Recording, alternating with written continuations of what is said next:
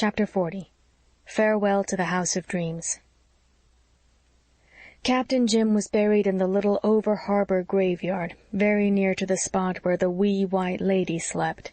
His relatives put up a very expensive, very ugly monument, a monument at which he would have poked sly fun had he seen it in life. But his real monument was in the hearts of those who knew him, and in the book that was to live for generations. Leslie mourned that Captain Jim had not lived to see the amazing success of it. How he would have delighted in the reviews, they are almost all so kindly, and to have seen his life-book heading the lists of the best sellers. Oh, if he could have just lived to see it, Anne. But Anne, despite her grief, was wiser. It was the book itself he cared for, Leslie, not what might be said of it. And he had it. He had read it all through. That last night must have been one of the greatest happiness for him, with the quick, painless ending he had hoped for in the morning. I am glad for Owen's sake and yours that the book is such a success, but Captain Jim was satisfied, I know. The lighthouse Star still kept a nightly vigil. A substitute keeper had been sent to the point, until such time as an all-wise government could decide which of many applicants was best fitted for the place, or had the strongest pull.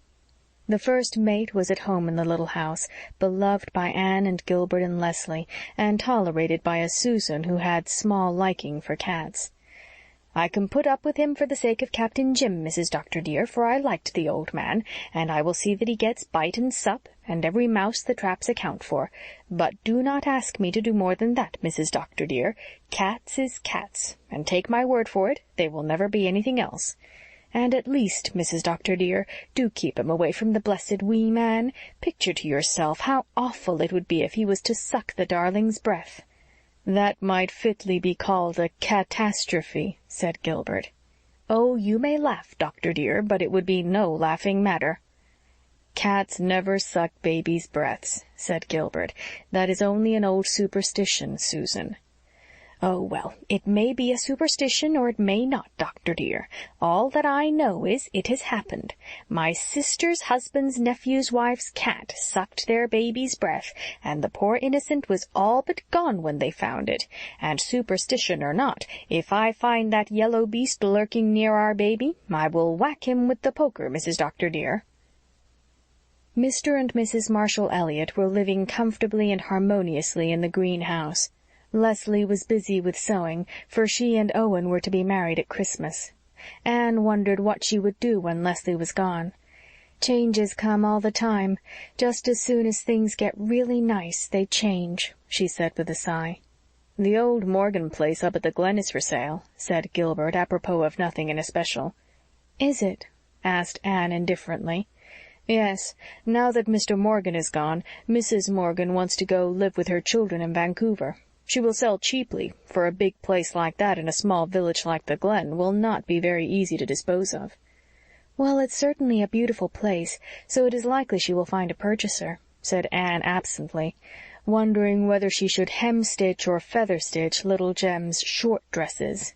He was to be shortened the next week, and Anne felt ready to cry at the thought of it. "Suppose we buy it, Anne," remarked Gilbert quietly. Anne dropped her sewing and stared at him. "You're not in earnest, Gilbert?" "Indeed I am, dear." "And leave this darling spot, our house of dreams?" said Anne incredulously. "Oh, Gilbert, it's unthinkable." "Listen patiently to me, dear. I know just how you feel about it. I feel the same, but we've always known we would have to move some day." "Oh, but not so soon, Gilbert. Not just yet." "We may never get such a chance again. If we don't buy the Morgan place, someone else will. And there is no other house in the Glen we would care to have, and no other really good site on which to build. This little house is, well, it is and has been what no other house can ever be to us, I admit. But you know it is out of the way down here for a doctor. We have felt the inconvenience, though we've made the best of it. And it's a tight fit for us now. Perhaps in a few years, when Jem wants a room of his own, it will be entirely too small." "Oh, I know," said Anne, tears filling her eyes. "I know all that can be said against it, but I love it so, And it's so beautiful here." "You would find it very lonely here after Leslie goes, and Captain Jim has gone too. The Morgan place is beautiful, and in time we would love it. You know you have always admired it, Anne." "Oh, yes, but this has all seemed to come up so suddenly, Gilbert. I'm dizzy. 10 minutes ago I had no thought of leaving this dear spot. I was planning what I meant to do for it in the spring, what I meant to do in the garden. And if we leave this place, who will get it? It is out of the way, so it's likely some poor, shiftless, wandering family will rent it and overrun it. And, oh, that would be desecration. It would hurt me horribly." "I know. But we cannot sacrifice our own interest to such considerations, Anne girl. The Morgan place will suit us in every essential particular. We really can't afford to miss such a chance. Think of that big lawn with those magnificent old trees, and of that splendid hardwood grove behind it. 12 acres of it. What a play place for our children. There's a fine orchard, too, and you've always admired that high brick wall around the garden with the door in it. You've thought it was so like a storybook garden. And there is almost as fine a view of the harbor and the dunes from the Morgan place as from here." "You can't see the lighthouse star from it." "Yes, you can see it from the attic window. There's another advantage, Anne girl. You love big garrets." "There's no brook in the garden." "Well, no, but there is one running through the maple grove into the Glen Pond, and the pond itself isn't far away. You'll be able to fancy you have your own lake of shining waters again." "Well, don't say anything more about it just now, Gilbert. Give me time to think, to get used to the idea." "All right. There is no great hurry, of course. Only, if we decide to buy, it will be well to be moved in and settled before winter." Gilbert went out, and Anne put away little Jem's short dresses with trembling hands. She could not sew any more that day. With tear-wet eyes she wandered over the little domain where she had reigned so happy a queen. The Morgan place was all that Gilbert claimed. The grounds were beautiful, the house old enough to have dignity and repose and traditions, and new enough to be comfortable and up to date. Anne had always admired it, but admiring is not loving. And she loved this house of dreams so much. She loved everything about it, the garden she had tended, and which so many women had tended before her, the gleam and sparkle of the little brook that crept so roguishly across the corner, the gate between the creaking fir trees, the old red sandstone step, the stately Lombardies, the 2 tiny quaint glass cupboards over the chimney-piece in the living-room, the crooked pantry door in the kitchen, the 2 funny dormer windows upstairs, the little jog in the staircase. Why, these things were a part of her. How could she leave them? And now this little house, consecrated aforetime by love and joy, had been reconsecrated for her by her happiness and sorrow. Here she had spent her bridal moon. Here wee Joyce had lived her one brief day. Here the sweetness of motherhood had come again with little Jem. Here she had heard the exquisite music of her baby's cooing laughter. Here beloved friends had sat by her fireside. Joy and grief, birth and death, had made sacred forever this little house of dreams. And now she must leave it. She knew that, even while she had contended against the idea to Gilbert. The little house was outgrown. Gilbert's interests made the change necessary. His work, successful though it had been, was hampered by his location. Anne realized that the end of their life in this dear place drew nigh, and that she must face the fact bravely. But how her heart ached. "It will be just like tearing something out of my life," she sobbed.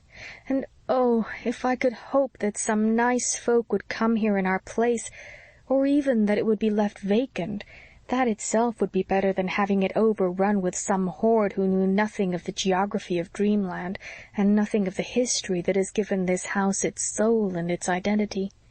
And if such a tribe come here, the place will go to rack and ruin in no time.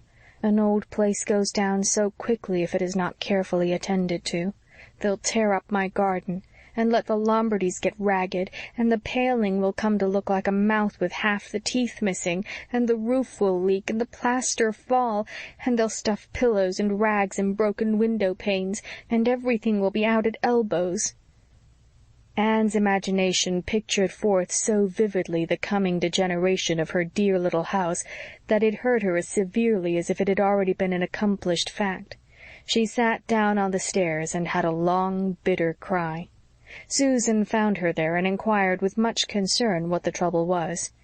"You have not quarrelled with the doctor, have you now, Mrs. Doctor, dear? But if you have, do not worry. It is a thing quite likely to happen to married couples, I am told, although I have had no experience that way myself. He will be sorry, and you can soon make it up." "No, no, Susan, we haven't quarrelled. It's only Gilbert is going to buy the Morgan place, and we'll have to go and live at the Glen, and it will break my heart." Susan did not enter into Anne's feelings at all. She was, indeed, quite rejoiced over the prospect of living at the Glen. Her one grievance against her place in the little house was its lonesome location. "Why, Mrs. Doctor, dear, it will be splendid. The Morgan house is such a fine, big one." "I hate big houses," sobbed Anne. "Oh, well, you will not hate them by the time you have half a dozen children," remarked Susan calmly. "And this house is too small already for us. We have no spare room since Mrs. Moore is here, and that pantry is the most aggravating place I ever tried to work in. There is a corner every way you turn. Besides, it is out of the world down here. There is really nothing at all but scenery." "Out of your world, perhaps, Susan, but not out of mine," said Anne with a faint smile. "I do not quite understand you, Mrs. Doctor, dear, but of course I am not well educated. But if Dr. Blythe buys the Morgan place he will make no mistake, and that you may tie to. They have water in it, and the pantries and closets are beautiful, and there is not another such cellar in P.E. Island, so I have been told. Why, the cellar here, Mrs. Doctor, dear, has been a heartbreak to me, as you well know." "Oh, go away, Susan, go away," said Anne forlornly. "Cellars and pantries and closets don't make a home. Why don't you weep with those who weep?" "Well, I never was much hand for weeping, Mrs. Doctor, dear. I would rather fall to and cheer people up than weep with them. Now do not you cry and spoil your pretty eyes. This house is very well and has served your turn, but it is high time you had a better." Susan's point of view seemed to be that of most people. Leslie was the only one who sympathized understandingly with Anne. She had a good cry, too, when she heard the news. Then they both dried their tears and went to work at the preparations for moving. "Since we must go, let us go as soon as we can and have it over," said poor Anne with bitter resignation. "You know you will like that lovely old place at the Glen after you have lived in it long enough to have dear memories woven about it," said Leslie. "Friends will come there as they have come here. Happiness will glorify it for you. Now it's just a house to you, but the years will make it a home." Anne and Leslie had another cry the next week when they shortened little Jem. Anne felt the tragedy of it until evening, when in his long nightie she found her own dear baby again. "But it will be rompers next, and then trousers, and in no time he will be grown up," she sighed. "Well, you would not want him to stay a baby always, Mrs. Doctor, dear, would you?" said Susan. "Bless his innocent heart, he looks too sweet for anything in his little short dresses, with his dear feet sticking out. And think of the save in the ironing, Mrs. Doctor, dear." "Anne, I have just had a letter from Owen," said Leslie, entering with a bright face. "And, oh, I have such good news. He writes me that he is going to buy this place from the church trustees and keep it to spend our summer vacations in. Anne, are you not glad?" "Oh, Leslie, glad isn't the word for it. It seems almost too good to be true. I shan't feel half so badly now that I know this dear spot will never be desecrated by a vandal tribe or left to tumble down in decay. Why, it's lovely, it's lovely." One October morning Anne wakened to the realization that she had slept for the last time under the roof of her little house. The day was too busy to indulge regret, and when evening came the house was stripped and bare.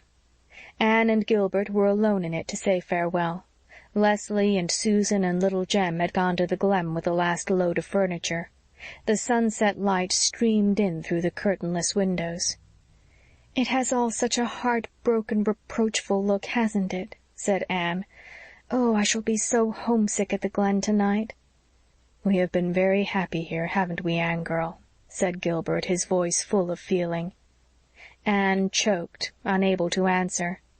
Gilbert waited for her at the fir-tree gate while she went over the house and said farewell to every room. She was going away, but the old house would still be there, looking seaward through its quaint windows. The autumn winds would blow around it mournfully, and the gray rain would beat upon it, and the white mists would come in from the sea to enfold it, and the moonlight would fall over it and light up the old paths where the schoolmaster and his bride had walked. There on that old harbor shore the charm of story would linger. The wind would still whistle alluringly over the silver sand dunes. The waves would still call from the red rock coves. "But we will be gone," said Anne through her tears. She went out, closing and locking the door behind her. Gilbert was waiting for her with a smile. The lighthouse star was gleaming northward. The little garden, where only marigolds still bloomed, was already hooding itself in shadows. Anne knelt down and kissed the worn old step which she had crossed as a bride. "Good-bye, dear little house of dreams," she said. End of Chapter 40. End of Anne's House of Dreams by Lucy Maud Montgomery.